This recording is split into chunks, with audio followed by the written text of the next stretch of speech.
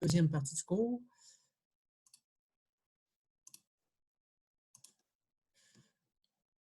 OK. OK.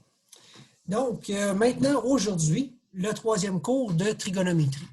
Donc, dans ce cours-là, vous allez on va pouvoir voir la loi des cosinus ainsi que la provenance de cette loi-là. Donc, la loi des cosinus, ça se passe dans un triangle quelconque. Et c'est ça la loi. Bon, peut-être que ça fait un peu peur, hein? Il y a plusieurs lettres. Okay? Sauf qu'on va y aller lentement. Puis je vais vous expliquer, je vais vous donner un moyen de le retenir. Si vous prenez juste les trois premiers termes, c'est juste ça, est-ce que ça vous fait penser à quelque chose?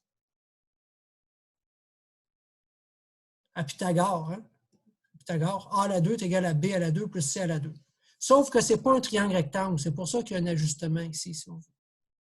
Maintenant, pour se rappeler, c'est quoi la suite? C'est toujours moins 2, puis les deux lettres qui sont ici, B, C, c'est toujours les deux lettres qui étaient là au départ, B et C. Puis après ça, c'est toujours fois cos, puis cos de quel angle? Bien, toujours l'angle qui est par rapport à le côté qu'on avait pris au début. Donc, si je commence avec A, bien, ça va être cos de A. J'aurais pu décider de commencer avec une autre lettre. Là. Au lieu de commencer avec A à la 2, j'aurais pu commencer par B à la 2. Donc, B à la 2 est égal à A à la 2 plus C à la 2, les deux autres. L'ajustement, toujours moins 2 fois AC fois cos de l'angle B, parce que j'ai commencé avec petit b. Je peux commencer avec A, je peux commencer avec B, je peux aussi commencer avec C. C à la 2 est égal à la 2 plus B à la 2, moins 2AB, cos de C. Bon, maintenant, dans quel contexte on va pouvoir utiliser cette loi-là? Voici un triangle. Et dans ce triangle-là, on va vous demander de trouver la mesure du côté BD. Sachant que BC vaut 32,16, CD vaut 30,16, puis mesure de l'angle C vaut 128,2 degrés. Donc, je vais aller placer les mesures sur mon triangle.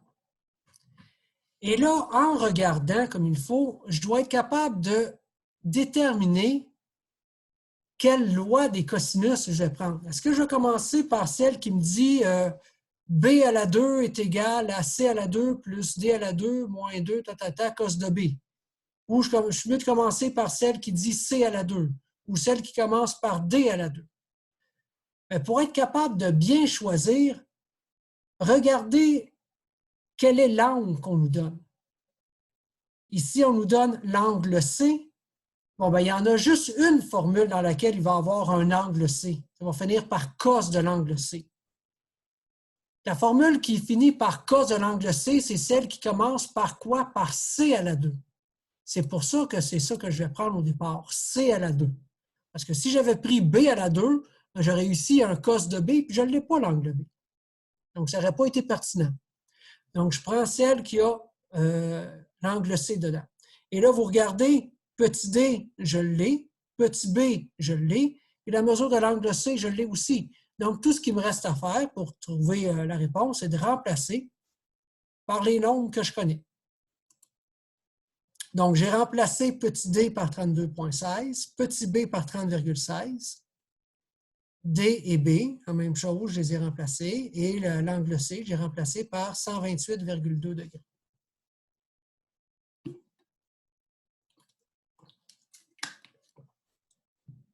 Ensuite, je vais simplifier l'expression. Là, prenez votre calculatrice, là, il faut que vous soyez capable d'arriver à la réponse. Vous le faites d'un coup, hein? 32,16 à la 2 plus 30,16 à la 2 moins 2 fois 32,16 fois 30,16 fois cos de 128,2 degrés égale. Faites-le. Le premier qui l'a me dit sa réponse. C'est 3 points de plus au bulletin.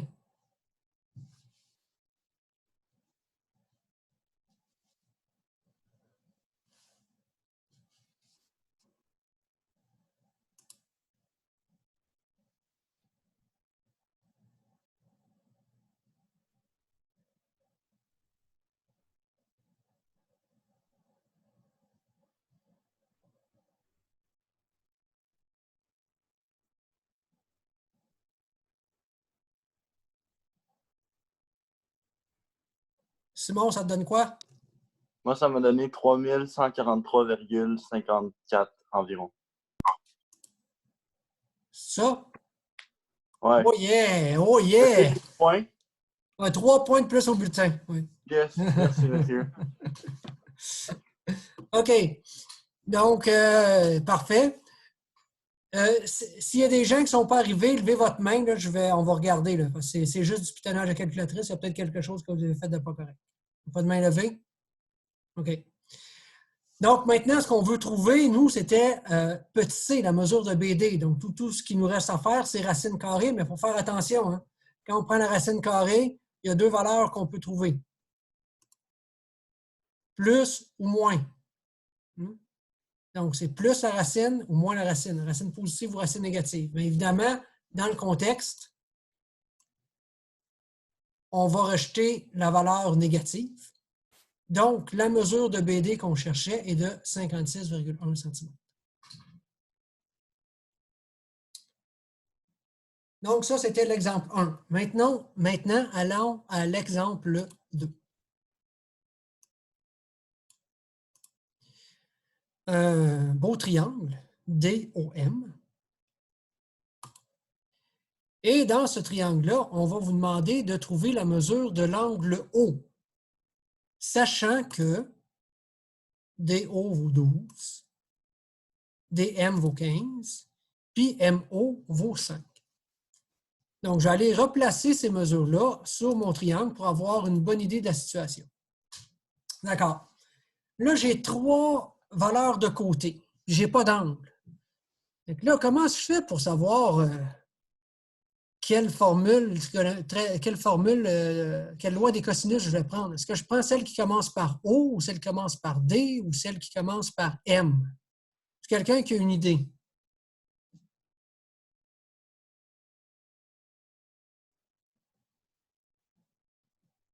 Maryse, aide-moi donc.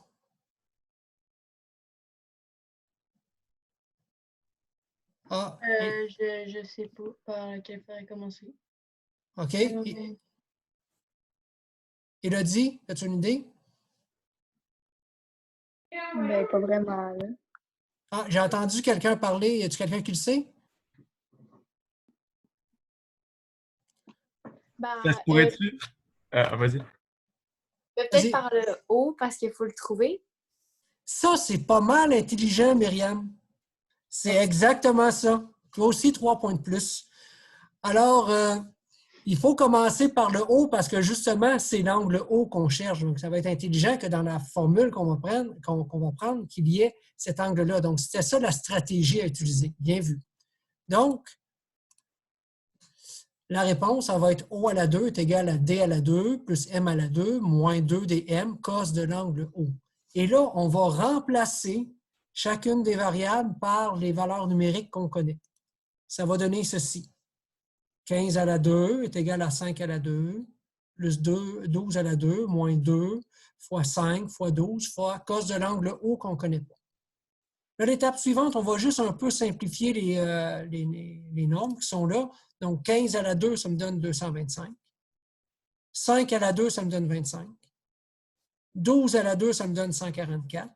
Là, ici, 2 fois 5, 10 fois 12, 120. Donc, ça va être moins 120 cos de O. Là, attention, là, ce qu'on veut faire dans un premier temps, c'est aller isoler cos de O.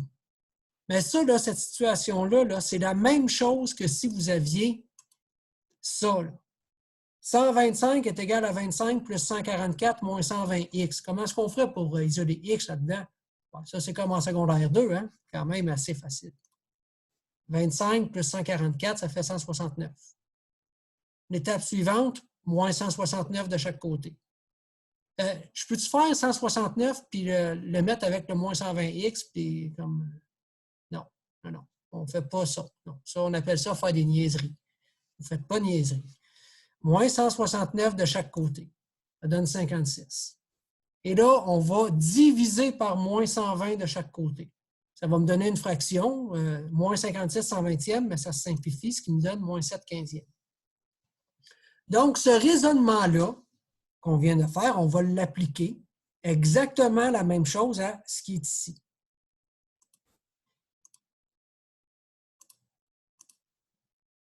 Donc, je reprends la phrase qui est là, 225 est égal à 25 plus 144 moins 120 cos de O. Le 25 et le 144, je vais les additionner, ça fait 169.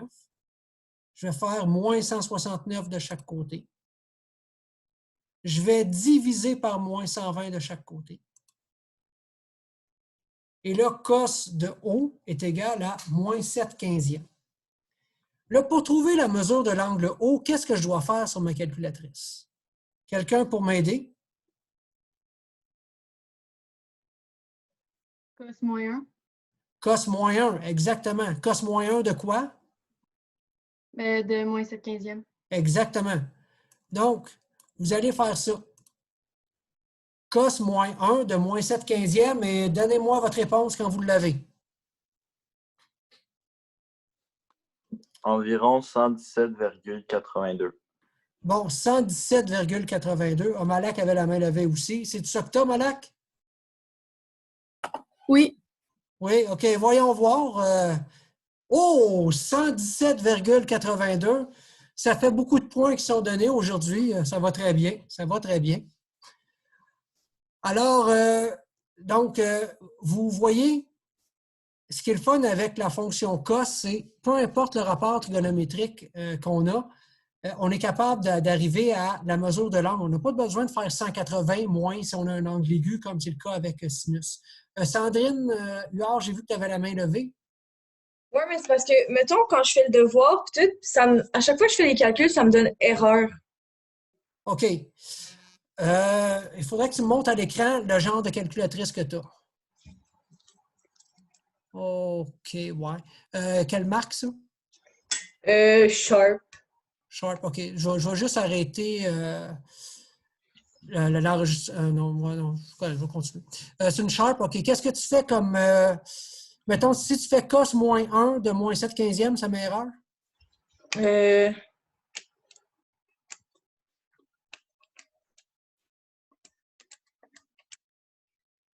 Non, là, ça marche, mais dans les devoirs, quand il y a les degrés, ça marche pas. OK. Fais donc cos de 117,82.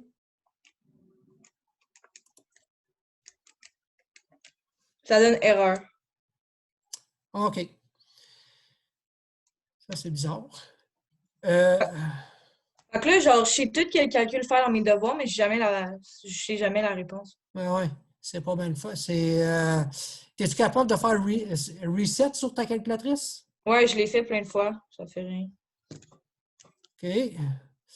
Quand tu fais cos, cos 117 égale. Fais donc juste ça. Cos 117 égale. Ça fait moins 0,45. OK, bon, c'est correct. Donc, fais donc cos de 117,82 égale.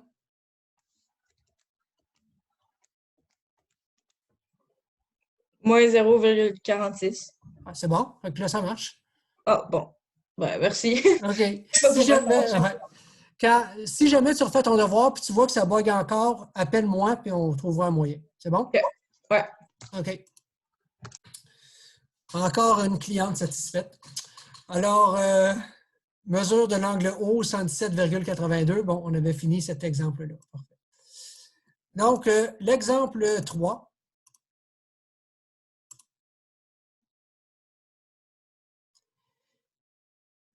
L'exemple ROT, peut-être certains vont se sentir concernés. Oh, et c'est un coquin. Oui, ça faisait longtemps qu'on n'en avait pas vu. Et on veut trouver la mesure du segment RO, sachant que RO vaut 2x. Oh, OK, des x. Mesure de RT vaut 3x. RT 3x, OK. Mesure de OT vaut 16, mais il ne faut pas le loter. Et mesure de l'angle C vaut 37 degrés. Et voilà. Donc, ce qu'on va faire, on va aller placer les bonnes mesures sur notre triangle. Donc, le 2x va ici, le 3x va là, la mesure de OT vaut 16 et j'ai 37 ici. Bon, fait que là, il faut trouver la mesure de RO. Dans le fond, c'est l'équivalent de trouver la mesure de X qu'on me demande. Pour y arriver, on est dans le chapitre sur la loi des cosinus, donc il y a des bonnes chances qu'on ait besoin d'apprendre la loi des cosinus. OK, maintenant, il faut que je détermine, je vais prendre la loi des cosinus qui commence par quelle lettre?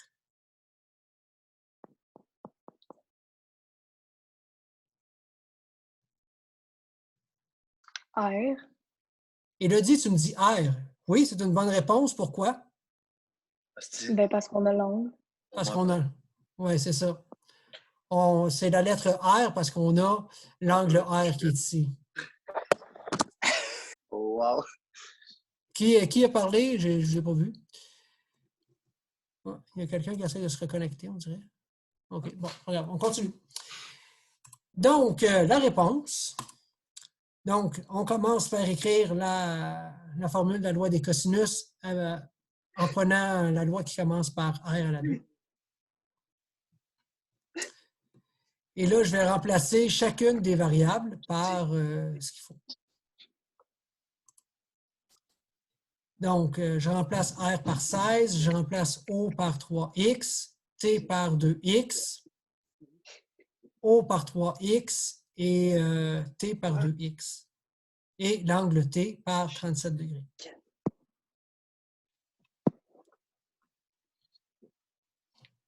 Éloi, as-tu de la misère avec ton micro? Bah, c'est pas moi qui parle. Ah, c'est pas toi, OK, je pensais que c'était ta voix. Non, non, t'inquiète. OK.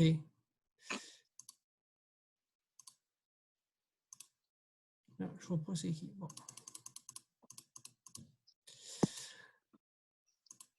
OK. Donc, je continue. Donc, on va juste ici, à l'étape suivante, simplifier chacune des valeurs. Donc, 16 à la 2, ça fait 256. 3x à la 2, bien, 3 fois 3, ça fait 9. X fois x, ça fait x2. 2x à la 2, 2 fois 2, 4. X fois x, x2. Ensuite, 2 fois 3, ça fait 6x. Fois 2, ça fait 12x. Donc, 12x2. Donc, moins 12x2, cos de 37 degrés.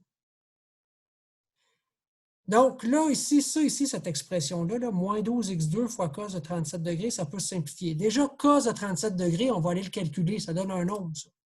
Ça donne 0,7986. J'ai remplacé cos de 37 par le nombre qui est équivalent.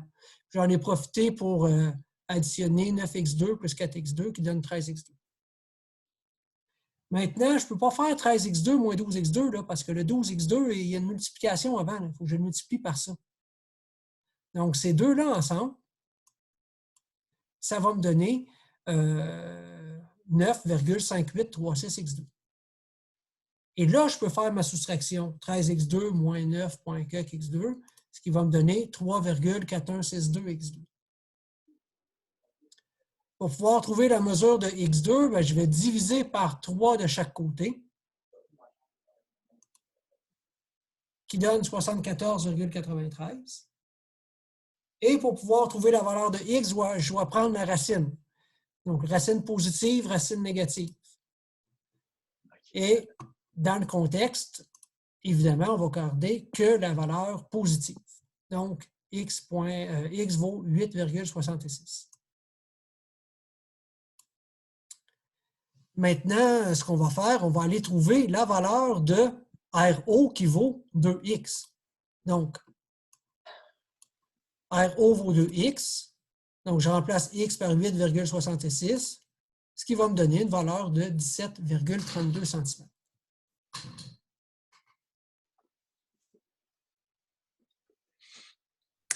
Est-ce qu'il y a des questions? Pas de questions. Pas de questions ici. Pas de questions. Pas de questions. Pas de questions. Pas de questions. Pas de questions. Non, je ne vois pas. OK. Bon, parfait. Je vais arrêter ici, puis je vais passer à l'autre après.